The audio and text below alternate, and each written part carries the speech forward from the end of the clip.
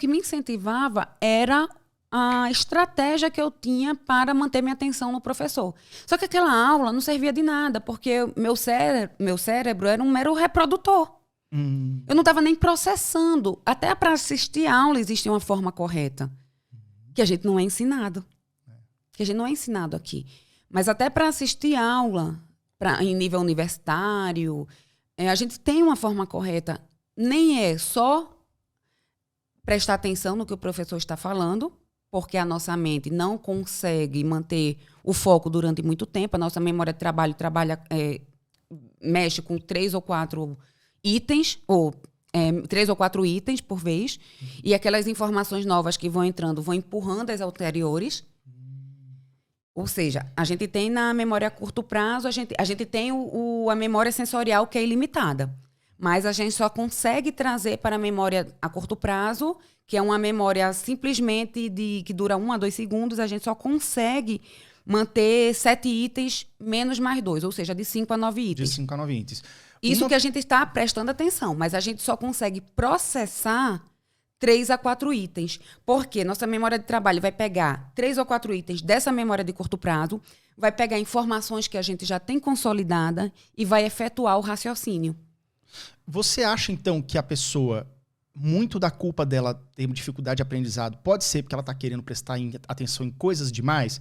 Aquela pessoa que estuda, mas está vendo um vídeo do YouTube que não tem nada a ver com o assunto, ou está ouvindo uma música com uma letra, ela lembra da letra, eu vou procurar outra música da playlist e tal.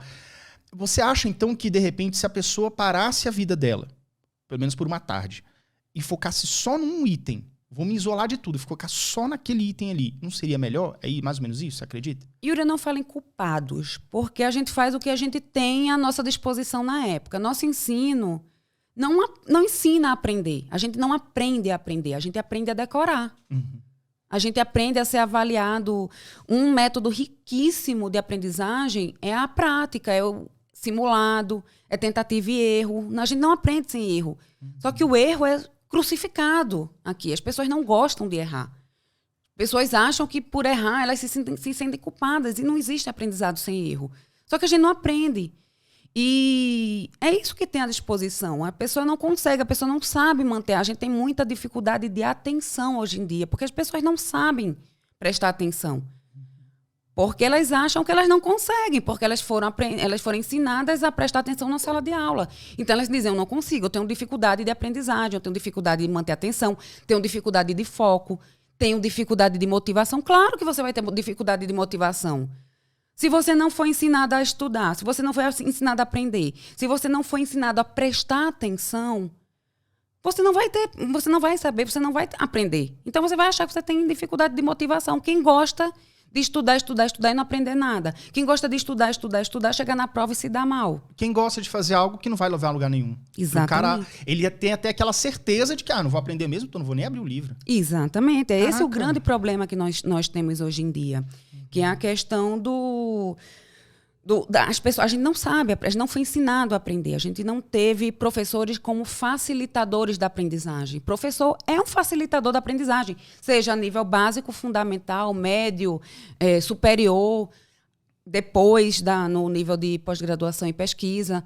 O professor é um facilitador da aprendizagem. Ele não é para chegar lá e expor o assunto. Principalmente, por exemplo, você tira assuntos extremamente abstratos, não só no colégio como na faculdade, nosso cérebro tem dificuldade de aprender conceitos abstratos.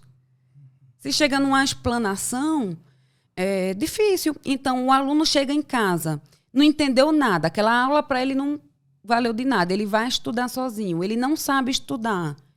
Então, não é questão de culpado, a questão é que o que a gente tinha disponível na época era aquilo. Só que hoje a gente já tem estudos, a gente já tem um avanço na neurociência, na psicologia da aprendizagem, que pode ser mudado. E se a gente não olhar para isso hoje, se a gente não mudar a nível educacional, isso vem lá na base. E isso eu estou falando só na questão de passar o conteúdo. Mas também existem outros. A gente não tem...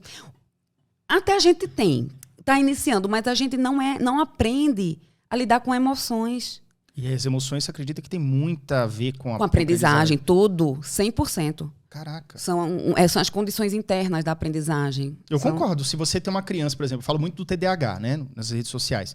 E aí você tem uma criança que está numa escola que ela não é integrada. Às vezes é uma criança que tem dificuldade de aprendizado, o professor, algumas vezes, ao invés de tentar, não, vem para cá, senta comigo, responde essa pergunta, só que puxar o aluno para aula, deixa ele ali no cantinho e vai dando atenção para os outros. Ou seja, se ele não se sente parte do meio, se ele não se sente feliz onde ele está, dificilmente ele vai ter uma vontade de aprender, vontade de prestar atenção. Não vai querer. Na verdade, ele desiste. Ele desiste dele mesmo, cara. Ele desiste. Porque eu não tenho jeito. E é por isso que eu tenho tantos seguidores no Instagram que me mandam mensagem dizendo que não são capazes, que realmente se sentem incapazes. Na verdade, eles não são incapazes. A não ser que você tenha um déficit realmente grave, moderado a grave de aprendizagem, não solucionável por medicação, por drogas, você consegue aprender. Claro que a gente tem as diferenças de inteligência cognitiva.